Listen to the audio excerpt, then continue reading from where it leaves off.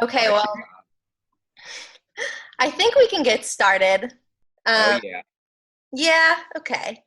Um, well, thank you all for joining us. This is a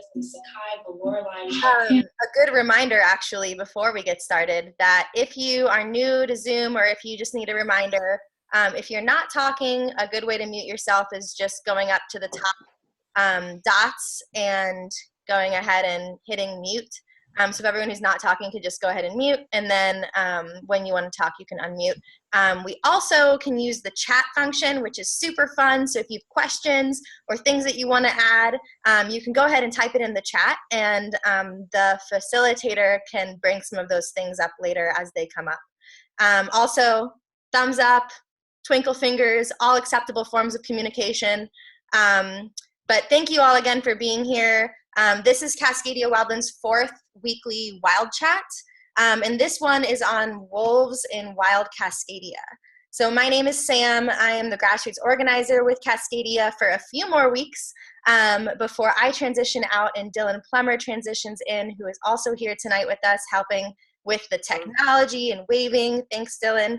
I'm excited to be here tonight, and we're going to talk about the status of the iconic gray wolf in the Cascadian bioregion, which is a topic that's near and dear to many of our hearts.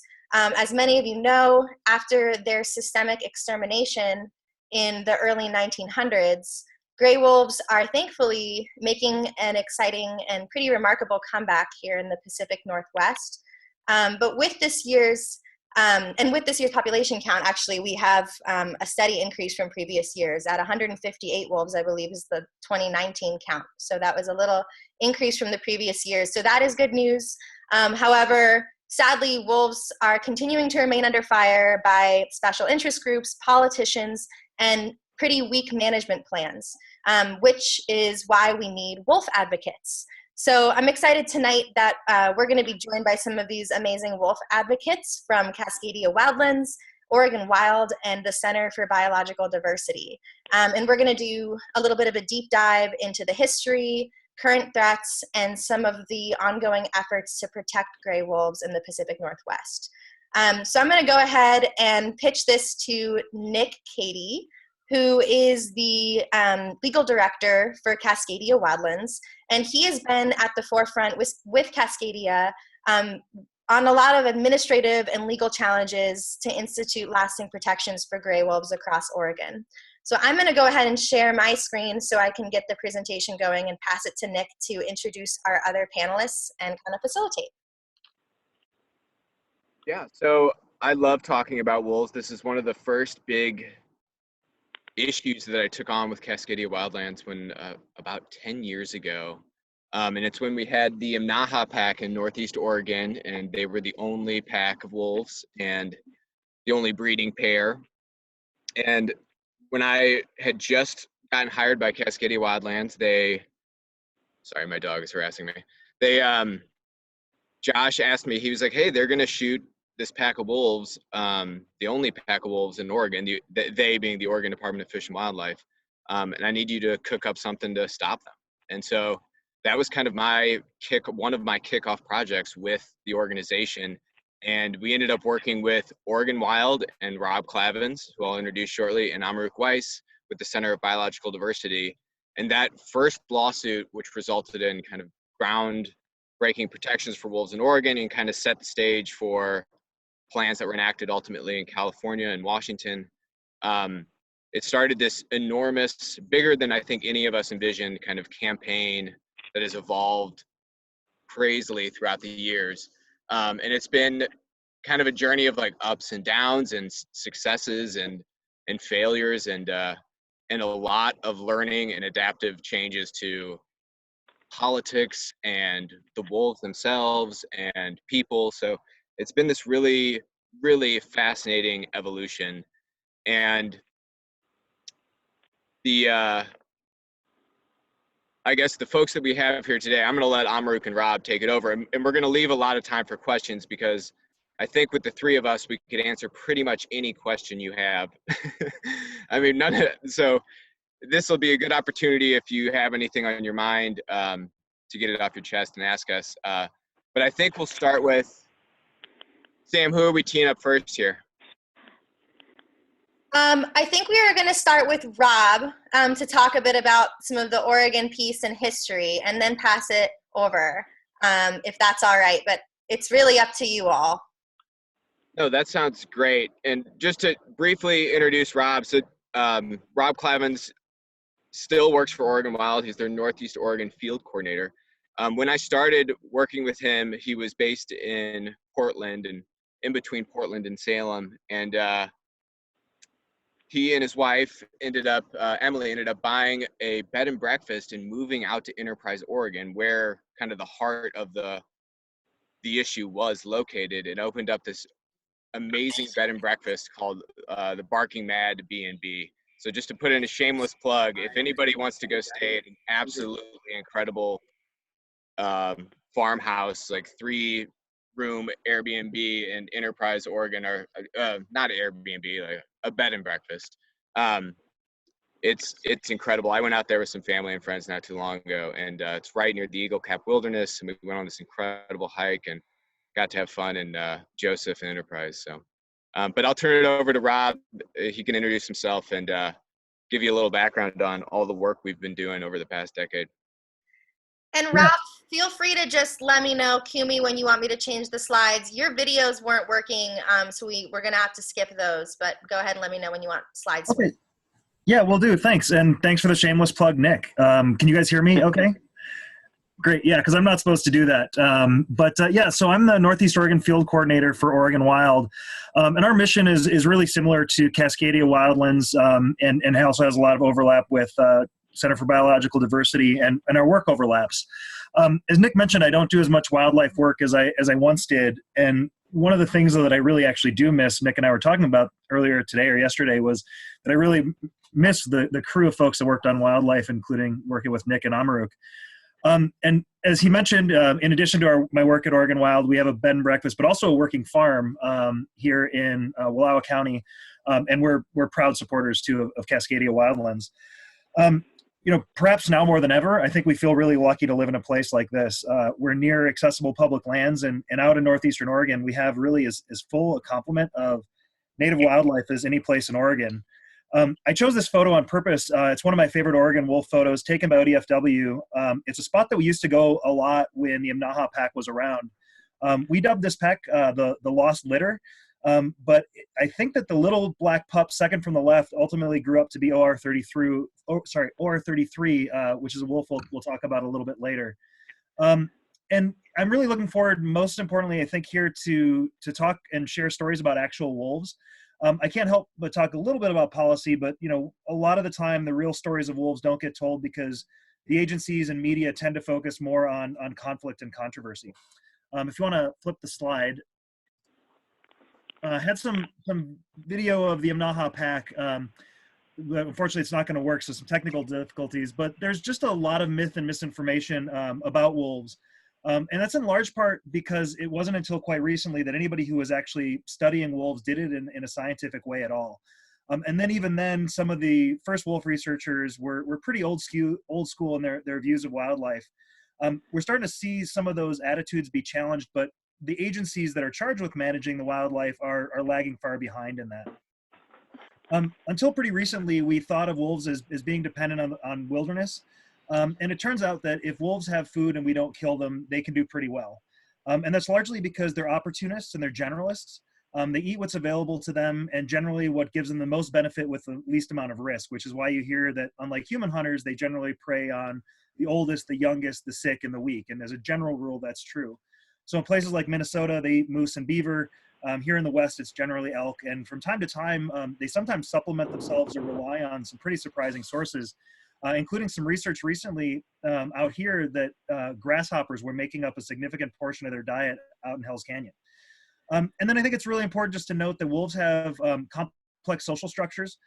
We once thought of them as having these really strict hierarchies with alpha males, beta wolves, and then all the way down to the omegas. And it turns out it's just a lot more complicated than that. For good and bad, they're a lot like our own human family units.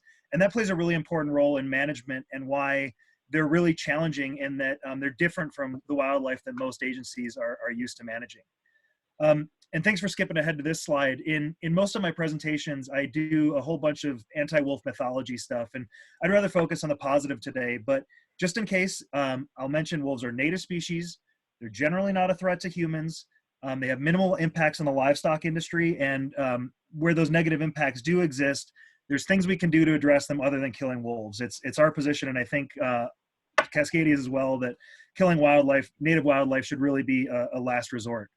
And in case anybody's worried, wolves were not reintroduced as part of some Illuminati deep state conspiracy sponsored by George Soros to destroy the rural American West and spread disease. But the case for wolves, not only are they a native species, they're a flagship species, which is to say that they're charismatic, they get people excited.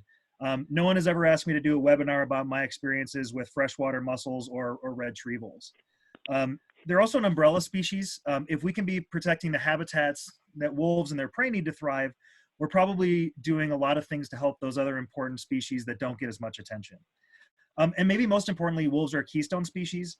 Like grouper or sea otters or beaver, they have a disproportionate impact on their landscapes and the systems around them.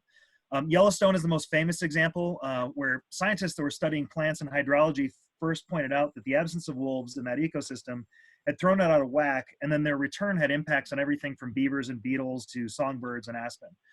And the science on what's called trophic cascades isn't like this simple thing, just add wolves, unicorns, and butterflies take over the landscape, but it's a profound science that and gives me kind of the opportunity to evangelize about Aldo Leopold's notion from 75 or so years ago that whether we understand it or not, all the parts of an ecosystem play an important role. The key to intelligent tinkering is to keep all the parts. I think you can switch to the next one. So we hear a lot about the challenges that wolves present, but they also actually have tangible economic benefits. I live in a place that's been hammered by a historic dependence on boom and bust industries like livestock, mining, and timber. And until the pandemic hit, anyway, tourism was one of the primary and one of the only growing economic sectors out here. And running a B&B out here, I can tell you that most of our guests come for public lands, natural beauty, and intact landscapes. A lot of people ask about wolves and they ask about wildlife. I don't think I've ever had a guest ask where they could see the cows trampling the streams, clear cuts, or mining operations. And when those people come out, they spend money on all sorts of businesses and they support the quality of life that those of us lucky enough to get here, that get to live here year round, get to enjoy. And there are actually a ton of academic studies that have shown that protected public lands and abundant wildlife, even wolves, have real and positive economic impacts on rural communities like this one. Go to the next slide.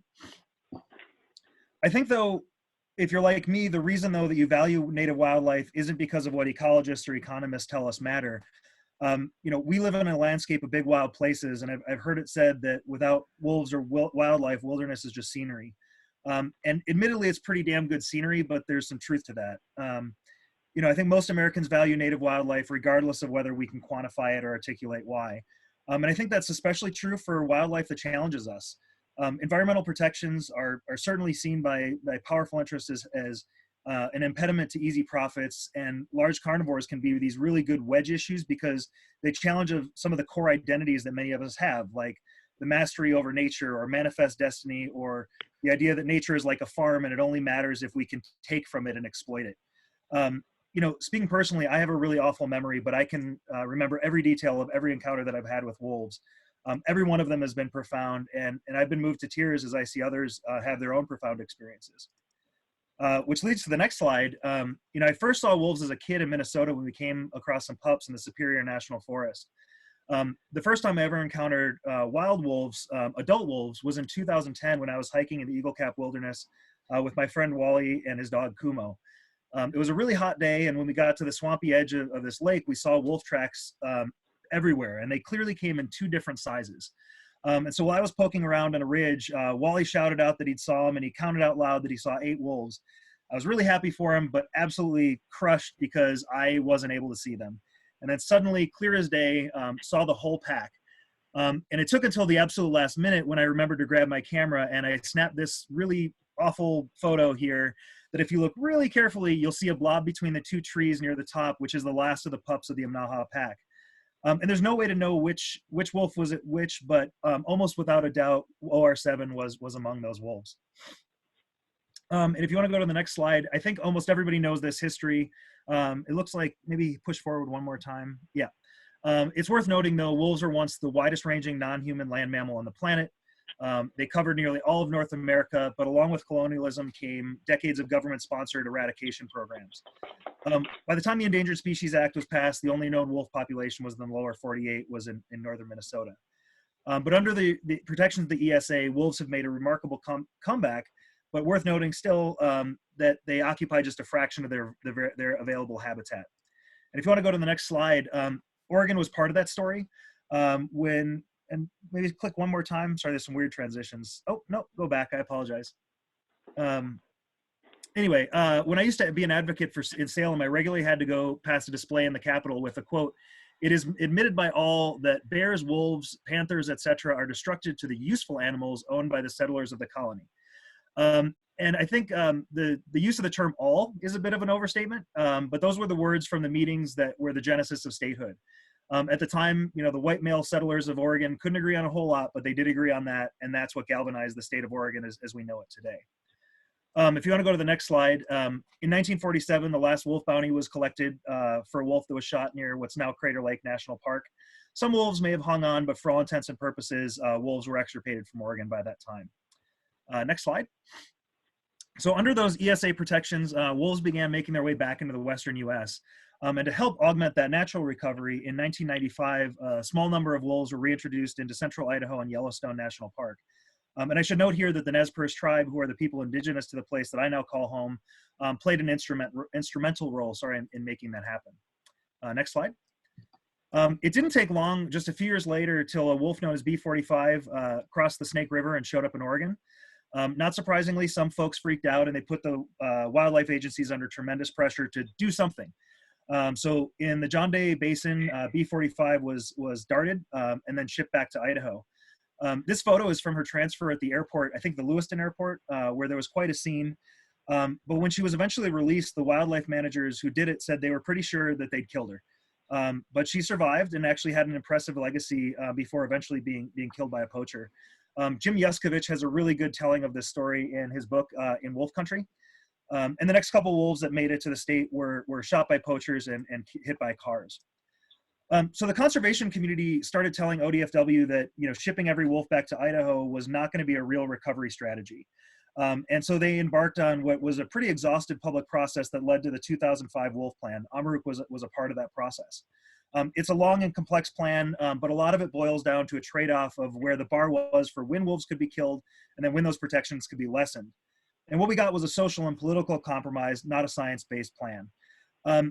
So what had really happened was the bar for when wolves could be killed was set high as we requested, but that we later learned that language was really ambiguous and in some cases unenforceable.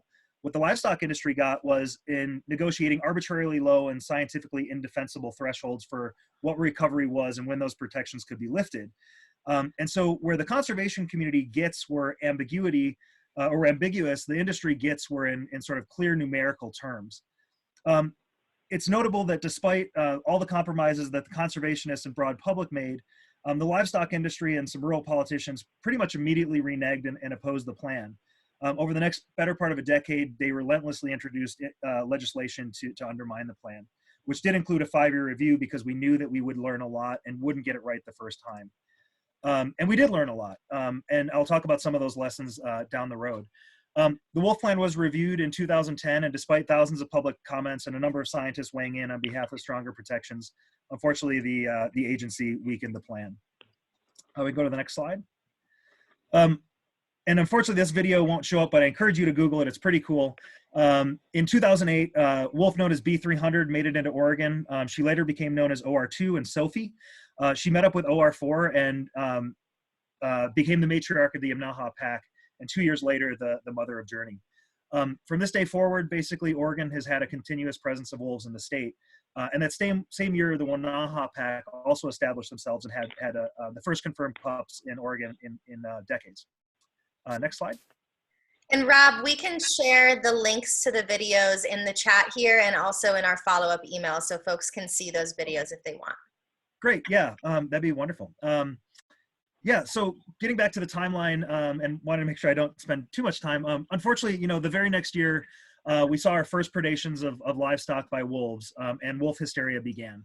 There was a lot of really ugly stuff that happened, including towards members of the livestock community who were really bullied and treated pretty awfully by their peers if they didn't reflexively take a hard line against wolves and the people who care about them. That behavior continues to echo into the present, but I don't really think we want to dwell there too long.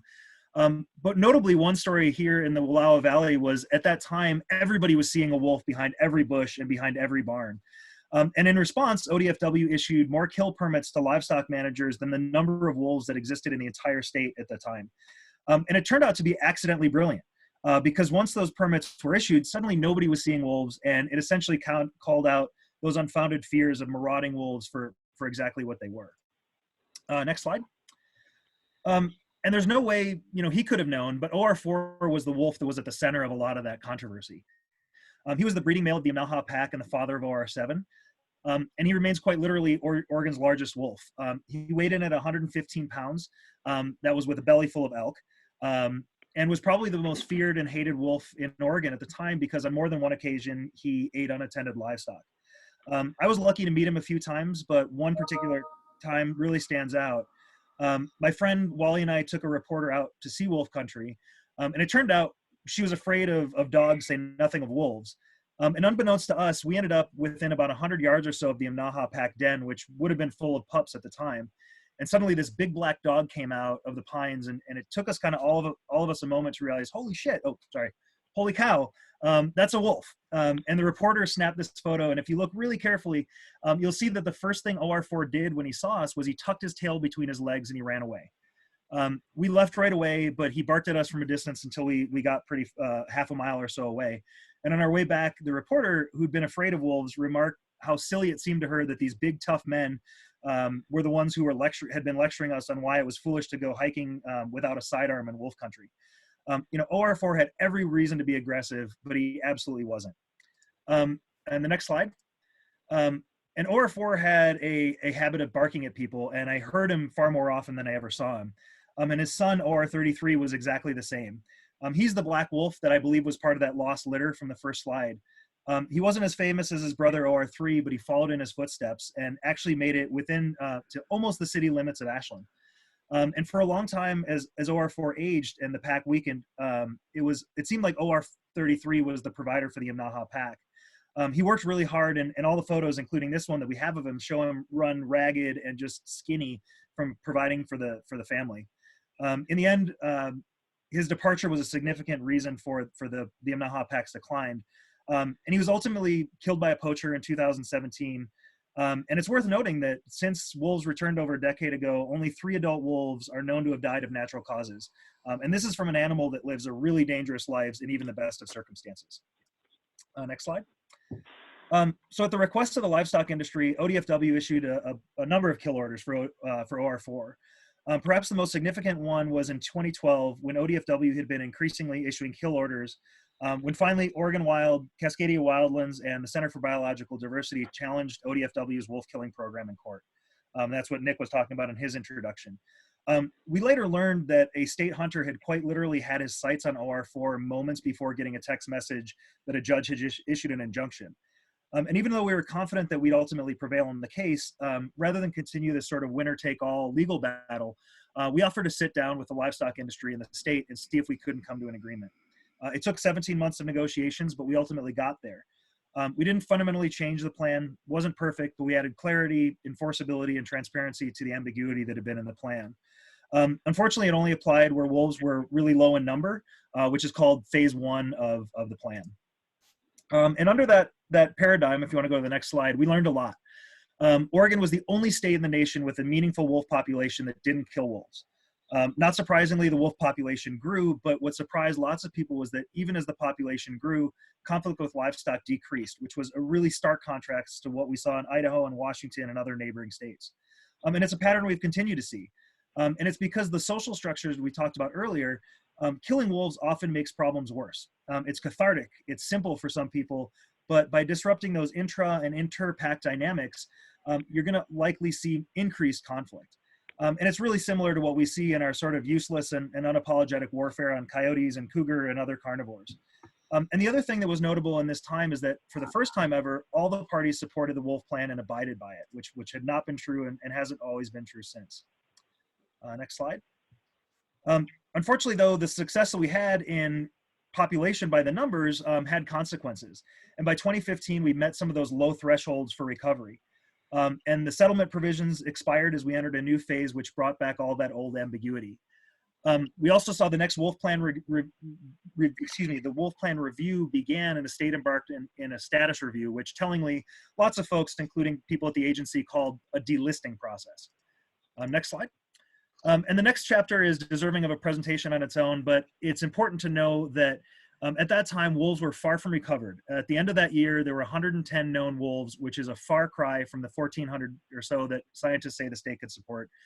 And they existed in only 12% of the habitat that was occupied by 12% of the available habitat was occupied by wolves, which is a huge reduction from their historic range. And some of those big blue blobs represent just a single wolf.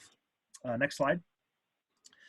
But a lot of folks did want to declare mission accomplished and strip wolves of their state endangered protections.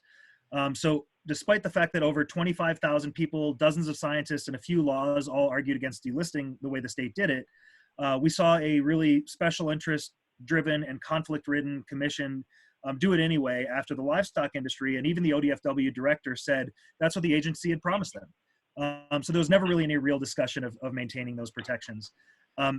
But since the delisting had been done illegally, conservationists took ODFW to court, which leads us to our next slide.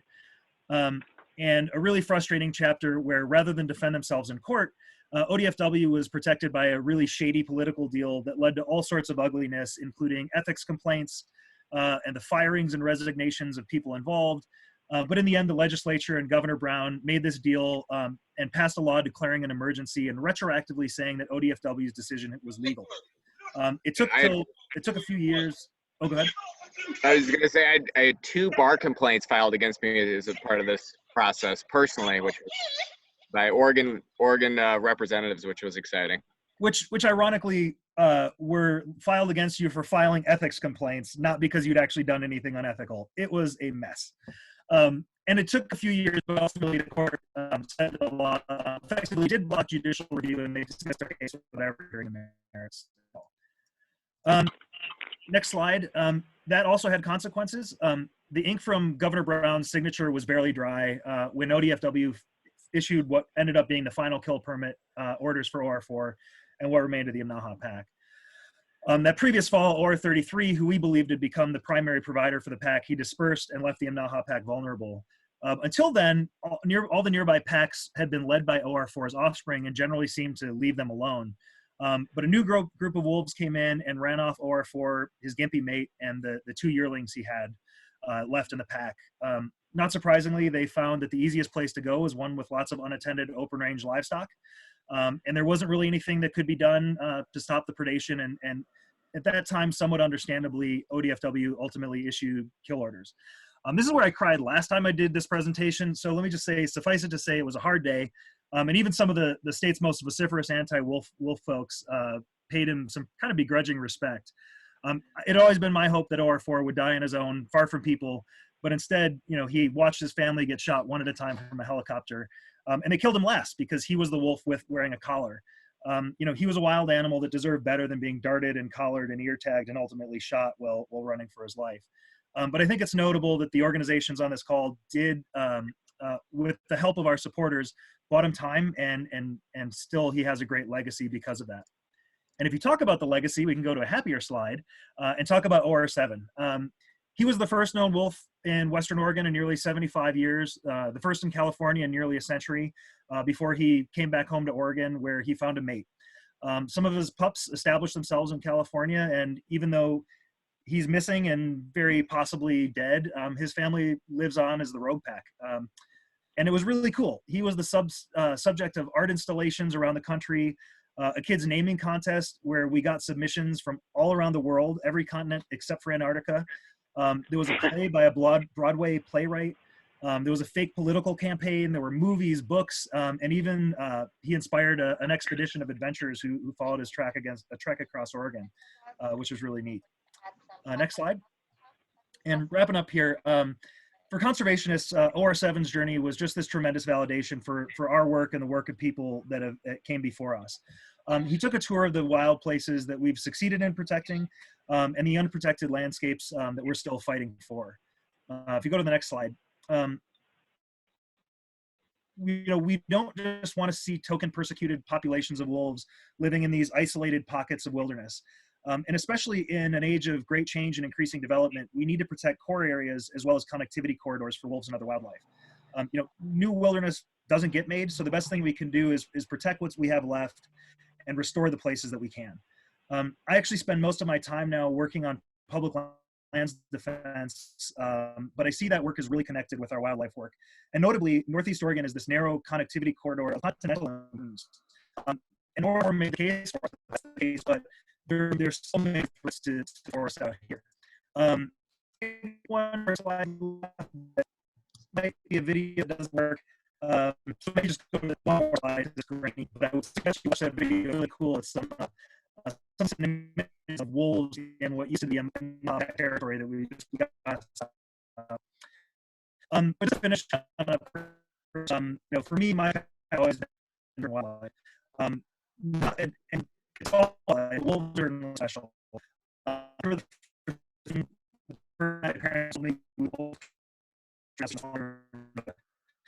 Remembering every documentary and reading that I could.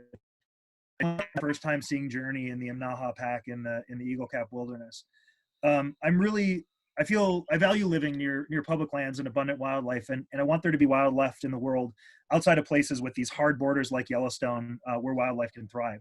It's a selfish desire, but I also want it for future generations and for the animals themselves. And I'm glad to know I'm not alone.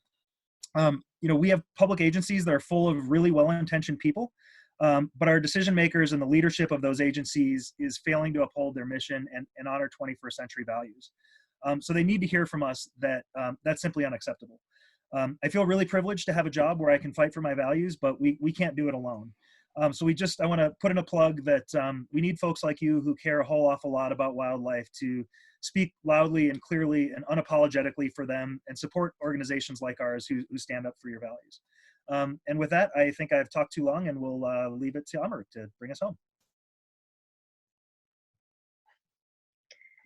Nick, do you want to jump in with a quick introduction for Amaruk? Oh, gladly. Yes. Amaruk is probably she's tied with my favorite person with Rob. And that was an incredible presentation, Rob. Thank you so much. I really appreciate it. Amaruk is the senior West Coast wolf advocate for the Center for Biological Diversity. She has been working on this issue for a long time. As Rob mentioned, she was one of the kind of representatives on that first Oregon Wolf Plan committee that formed kind of the original document. And now she works on wolf issues in California, Oregon, and Washington. It's a big lift. And so I've worked with her in all 3 states and on a number of different issues, and she is as well versed in this issue as anyone, and is an incredible resource, and we're lucky to have her. Thank you, Nick. Thank you, Cascadia Wildlands, for inviting me. I have enjoyed a long working relationship with Cascadia Wildlands and with Oregon Wild. And I love having the opportunity to work with you on anything wolf related. So I'm a biologist. I'm a former attorney. I've been doing this for 22 years, specifically on wolf conservation advocacy. And I work for the Center for Biological Diversity. We use science, law, and creative media to save the planet. And although you know us from our endangered species work, and I'm in our endangered species division, we actually have 9 different divisions ranging everything from the Climate Law Institute to our population sustainability campaign. I think if I were going to work in any other division in our organization, that'd be the one I choose. They're the ones that put out those cool endangered species condoms. You know, we send them to legislators, we send them to Congress people, we pass them out at colleges. It's a great way to get our message across. So we've actually been around for 30 years, and the center was founded actually from the start to save the Mexican gray wolf and the Mexican spotted owl. So the center's been doing wolf work for a long time.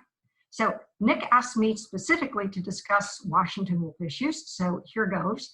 I'm going to briefly set the stage and then bring you up to date. So Washington's wolves, like everywhere else in the lower 48, were eradicated by the livestock industry, on behalf of the livestock industry, by the federal government. They were pretty much gone by the 1930s.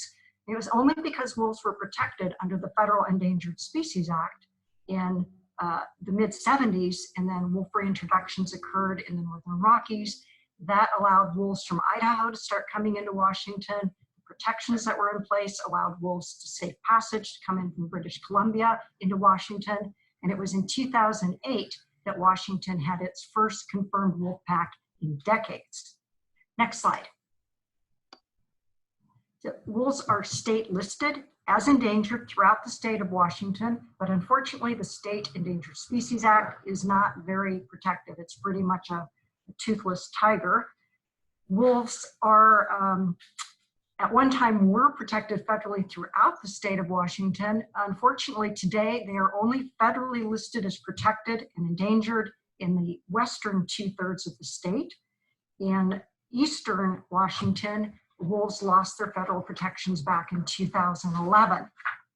In 2011, that same year, the state adopted its own wolf conservation and management plan, and it's that plan that is supposed to guide how the state wildlife agency manages its wolves. Now, in the federally protected part of the state agency co-manages wolves with the feds, and in that part of the state, wolves cannot be killed for conflicts with livestock.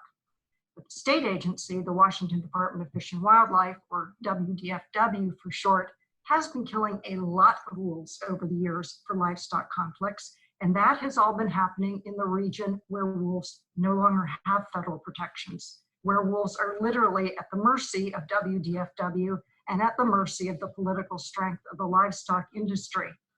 Next slide, please. Each year, Washington issues an annual end-of-year wolf report, and the report for 2019 came out just last month. In Eastern Washington, the state agency manages most of the wolves, but wolves on tribal reservations are managed separately by those tribes. The annual wolf report indicates that as of the end of 2019, WDFW was able to confirm 108 wolves in 21 packs with 10 breeding pairs in its portion, and the tribe, the Confederated Tribe of the Colville Reservation, did a general estimate that there are 37 wolves in 5 packs on its portion. So this is an annual growth rate of 11% from the year before. And while the wolf population growth rate was really high from 2008 until 2012, since 2013, the growth rate has been considerably lower, and in some years, it's only been in the single digits. I can recall 3 years where the wolf population growth rate in Washington was only 6%. Another year, it was only 3%, and another year, it was 1.7%. So this is of concern. 2019 also saw the highest number of wolf deaths in Washington since the state took over management of wolves in the eastern part of the state. There were 20 known wolf deaths in 2019. At least 19 of those were human-caused, and of those, 9 were killed by the Agency for Livestock Wolf Conflicts. This map is of the pack territories that existed as of the end of 2019.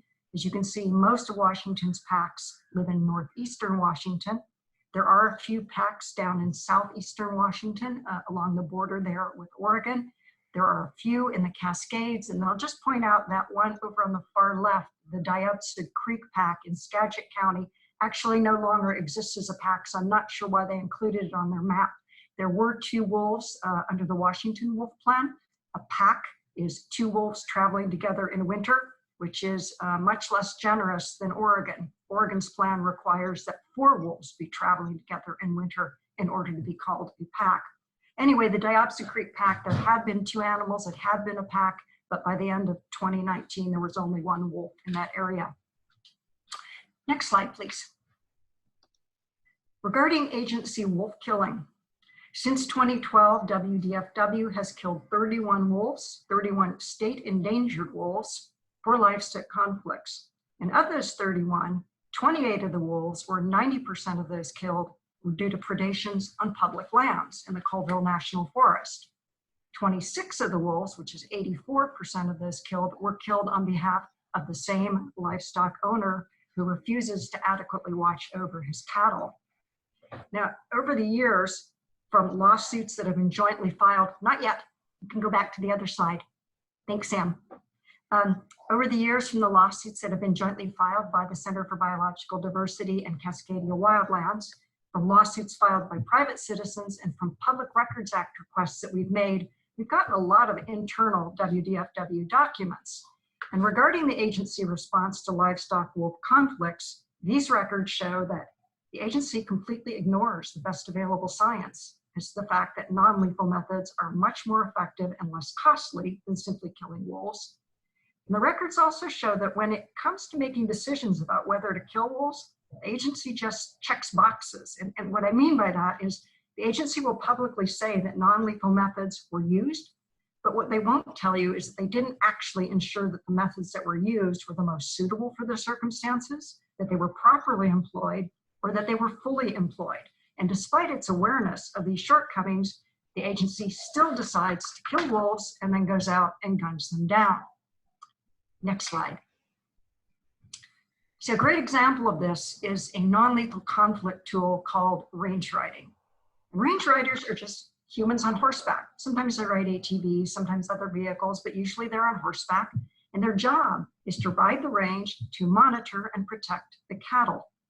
And quality range riding requires that the rider do several things, which include being vigilant of where the cattle are and observing their behavior for signs of stress, keeping them bunched up so that the cattle can actually be observed, locating and removing any sick, injured, or dead livestock so that they don't attract predators, and moving cattle away from known wolf den or rendezvous sites.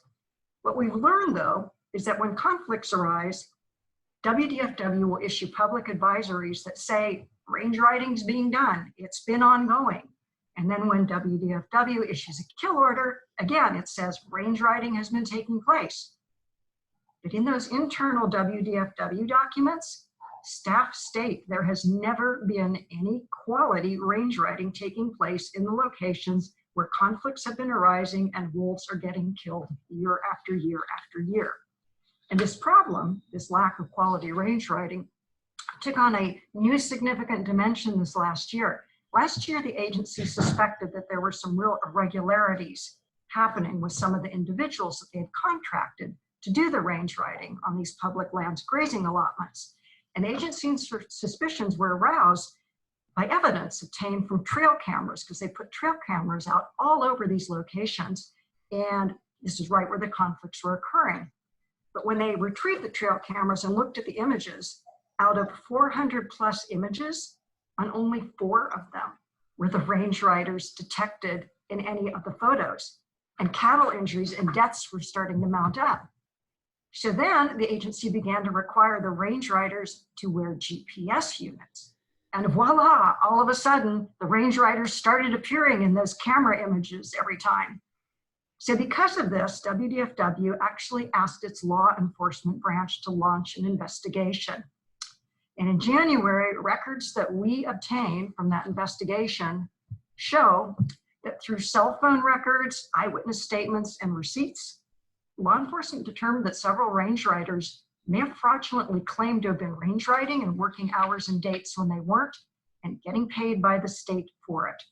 For 2 range riders in particular, the evidence shows that times that they claimed to have been range riding, they were actually instead shopping in Spokane, staying at a gambling casino, buying truck parts in Idaho, attending a horse auction at the ranch of a Northeast Washington outspoken politician.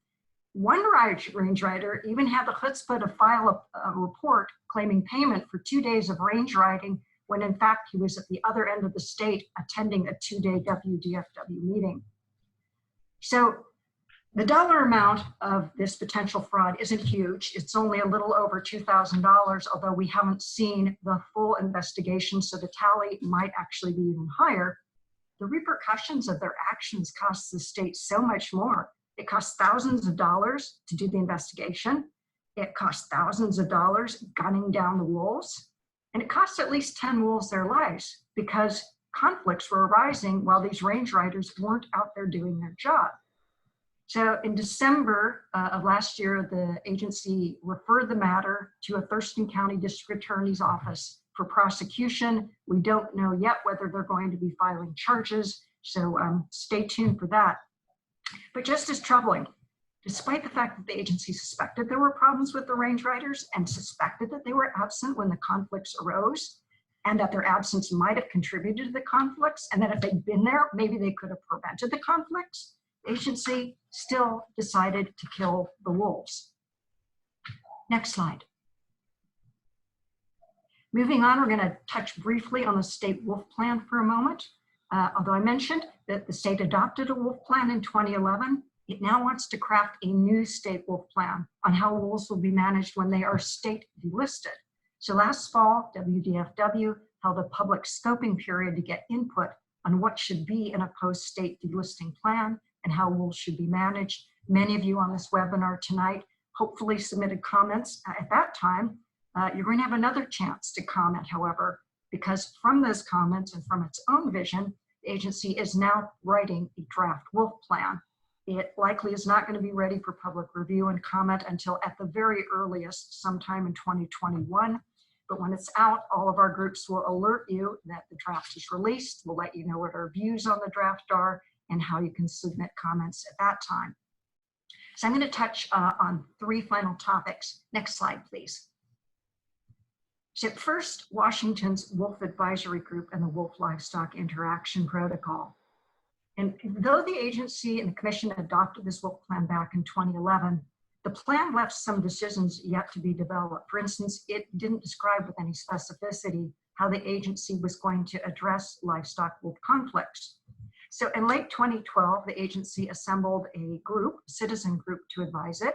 It's called the Wolf Advisory Group, or WAG for short. And the WAG is mostly composed of individuals who are representatives from the sports hunting and livestock industry and conservation groups. WDFW uses the WAG to help craft a protocol for how livestock wolf conflicts will be managed. And that protocol includes expectations of things that livestock owners can do to help reduce conflicts, but it doesn't require them to do these things. And the protocol also sets thresholds for when wolves can be killed for livestock wolf conflicts. So for instance, the current protocol says that the state can kill wolves if there have been 4 livestock predations in 10 months or 3 livestock predations in 30 days.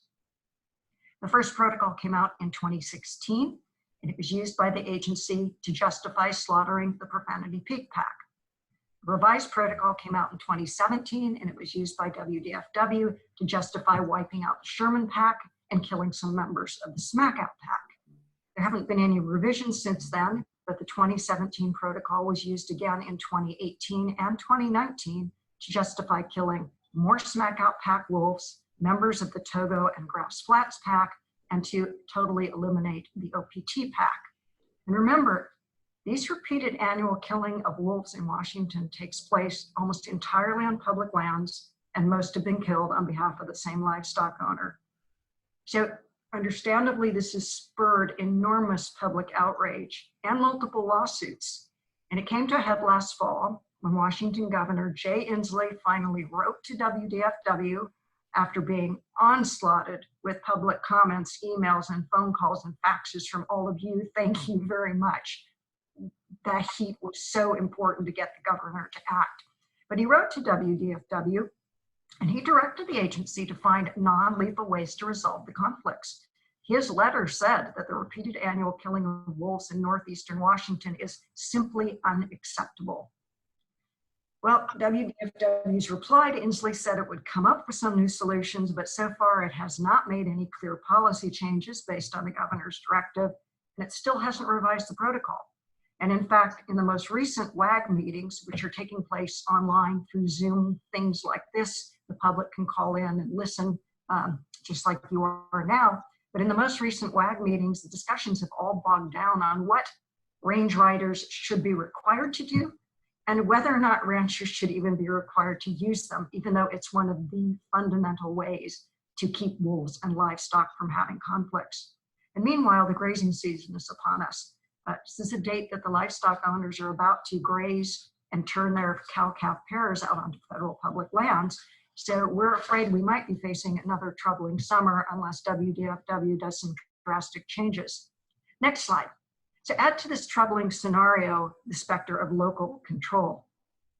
Livestock owners and county commissioners and sheriffs in northeastern Washington have long been pushing for local control of wolves. They want the right to manage wolves. They want the right to determine whether or not livestock killed was killed by a wolf, and the right to decide what to do to the wolf if they think the kill was caused by a wolf. But most recently, their push has been to allow local sheriff offices to live trap and radio collar wolves to boost the numbers of Washington wolves that are radio collared so they can be monitored. And this is a picture from a recent Capitol Press article. And in that article, it has WDFW stating that they are considering the offer of the Stevens County Sheriff to allow his trapper to come out and live trap and radio collar wolves.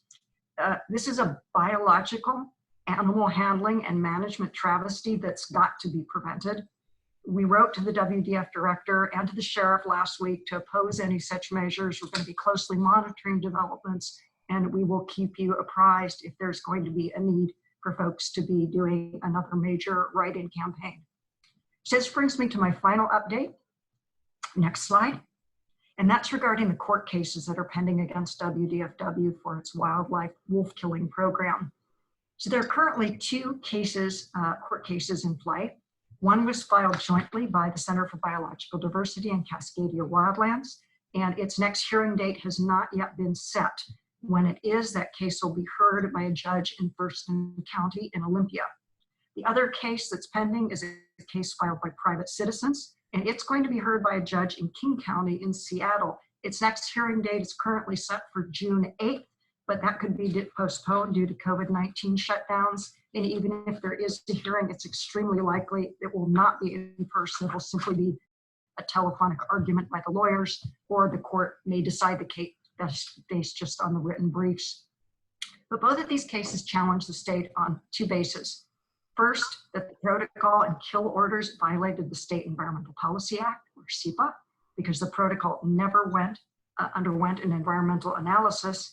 And secondly, that the protocol and the kill orders violate the State Administrative Procedures Act because they weren't based on a reasoned decision-making process. It ignored the facts and thus are arbitrary and capricious. So the Thurston County judge in Olympia has actually already dismissed the SEPA claim in that case, but it still has to rule on the APA claim. The King County judge initially dismissed the SEPA claim, but then reinstated it. So that upcoming June hearing will be on both the SEPA and the APA claims. We're keeping our paws crossed. We're hoping for a good ruling for wolves when that case is heard. So stay tuned. Next slide, please.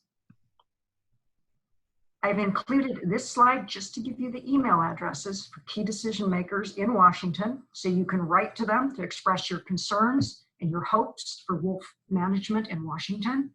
I expect there's going to be some actions coming up soon for which we will be alerting you to write these folks. You'll be hearing from us. In the meantime, feel free to write them on your own. They need to keep hearing from the citizens that we are all paying attention. And next slide. And that's all for now. Thank you. Awesome. Thank you, Amaruk, for that. And thank you, Rob, for both of those really, really fantastic presentations. I think we have a few minutes here for question and answer. Nick, I don't know if you want to facilitate that. We typically try to end right on time, but maybe we can go just a couple minutes or a couple minutes after. And Amaruk and Rob, I don't know if it's okay with you and Nick, but maybe we could include your contact info after this in case folks have any follow-up questions. Awesome. Cool. Well, Nick, I'll let you go ahead and facilitate the next few minutes of questions. Sure. Yeah, and I if anyone has a question, do they normally put it in the chat, or how's this normally done with the Q&A? So typically we have either or. If you want to ask it in the chat, you can go ahead and type it in the chat, and you can check out the chat, or there's not too many of us, so you can just go ahead and unmute yourself and ask it. Okay. Yeah, and again, Amaruk and Rob, awesome. Thank you. And there's a number of other folks I can see in the Zoom call too that have contributed so much to this effort too, and I This has been a big push, and wolves are recovering. So it's not all doom and gloom, although it can feel that way sometimes. But yeah. So anybody have any questions for us?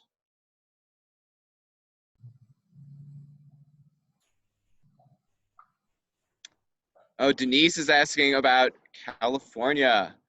Amaruk, do you care to give an update? I will just mention the funniest anecdote that we have from California is that we were actually on the same side of a lawsuit with the California Department of Fish and Wildlife for once, and they were fending off an industry lawsuit that was claiming that the wolves here in Oregon and the wolves that eventually made it down into California were descendants of and this was from some of the briefing, were descendants from a Russian dire wolf strain that came across the Siberian land bridge and is this invasive brand of wolf that's non-native to the region. So that lawsuit luckily failed. We prevailed and the state prevailed. So that was one piece of good news coming out of California. But I'll leave it to Amaruk to give kind of a recent update on how things are going. Yeah, sure. So unbelievably, there have probably been close to 30 different wolves or wolf sightings of wolves that have popped in and out of the state since OR7 came into the state. But as of this moment, there's less than a dozen confirmed wolves in the state, probably less than 10. So OR7, after he left the state in 2013, came back into the state a couple more times in 2014, fortunately, for a number of reasons. But his first litter of pups, 2 of those pups ended up coming into California that we know of. One was an uncollared female who was in California in January of 2017. We know she was there and who she was because her scat was collected and DNA tested. His other pup from that litter went on to become the breeding male of the Lassen pack, which is California's currently only known existing pack. Now, there was a previous pack in California in 2015. The 7-member all-black Shasta pack was confirmed. Unfortunately, a few months later, after livestock conflicts, that pack literally disappeared. One of the pups from that pack, a year later as a subadult, was seen in Nevada. And again, we know who he was because his scat was collected and DNA tested, but he hasn't been seen since then. It's an unsettling mystery to have 7 all-black, very easy to see wolves suddenly disappear. I and many other people fear that that pack was probably poached. We don't have any specific information on that. However, there have been a couple of other Oregon wolves that wandered into California, including OR30 and OR33, the ones that Nick had mentioned. And then back to the Lassen male. So he established the Lassen pack in 2015, 2016. He and another unknown wolf who turned out to be coming in from the Northern Rockies met each other, paired up. They had a litter of pups in 2017, 2018, and 2019. They are ranging across Lassen and Plumas County. They actually have a huge territory. If you go on the CDFW Gray Wolf webpage these days, every a couple times a year, they will update their map of the territory this pack is covering, and they've got a huge territory. He has not been seen since June of 2019. Although they did have pups that year, he then disappeared. She has been seen off and on with an unknown origin black male wolf from time to time, so she may have a new mate. The video you probably all saw last fall of her with one of her subadult pups, and then a couple of the pups of that litter howling and barking on camera was quite a great video. So even by that time, the breeding male had disappeared. Now, another of OR7's pups, OR54, who was born in the 2016 litter, also came to California. She was radio collared in Oregon in 2017. She came into California in January of 2018, and she stayed in California for almost 2 years. She traveled across so many counties. She made it all the way over almost to Lake Tahoe. She went back home to check on her family, the road pack, a couple times. She went back into Oregon to go into Bend at one point. All in all, she covered about 9,000 miles, twice as many as OR7 did. So there's this incredible legacy. If you think about it, OR7 comes from traveling wolves. His parents traveled a long distance from Idaho to cross the Snake River and get into Oregon. Then he travels nearly 4,000 miles in all of his journeys. And then his daughter travels 9,000 miles in her search for a mate. Unfortunately, there have been a couple of wolf deaths in California. One of them was hers. She was recently discovered in February, dead. We have not yet heard a result of cause of death, which leads me to believe that probably she was poached, and we won't find out that news for a while. There was another wolf, OR59, who was illegally killed in December of 2018. We didn't hear from the agency until a year later, 13 months later, actually, revealing the cause of his death. He also was poached. And so, although we have had a number of wolves come into California, from my perspective, we've had way too many of them have mysterious deaths or known deaths to poaching, which is really ironic given the fact that California, out of all three of these West Coast states, is the one whose State Endangered Species Act is the most protective, the most like the Federal Endangered Species Act, and does not allow the killing of endangered species. It does not allow the killing of wolves for livestock conflicts unless the killing can be completely mitigated. And at these low numbers of wolves, there's no way they can be mitigated, so the state simply doesn't allow killing of wolves. So it's an up and down story in California. As long as you guys in Oregon keep pumping out wolves, we'll have more wolves coming to California, so keep up the work there to protect them, because we need them for Oregon, but we also need them for California. The one thing I'll mention before we wrap up is at the last ODF&W commission hearing where they gave an update on the wolf annual review, there was a very robust and universal agreement discussion around facilitating wolf movement across highways. So some of the highways resulted in, I think it was I-84, like a number of traffic accidents with wolves this past year. And so maybe that's an opportunity to kind of facilitate some more dispersal down into Southern Oregon and down into California. But I think that's all the time that we have. We wanted to kind of respect folks' time and wrap up somewhat on time, but a big thank you to Rob and Amaruk. You guys are the best, and Oregon Wild and the Center for Biological Diversity. And thanks to everybody for tuning in. This was great. And just to add one thing at the end, we will follow up with the recording and some emails and the presentations from today. And also Cascadia Wildlands has a really beautiful volunteer team that does work on wolf and other endangered species issues called the Wildcats. You can find out more about that. Some of you are Wildcats on here on our website. So yeah, thank you all so much. Thanks to our presenters. Have a good rest of your night. Thank you.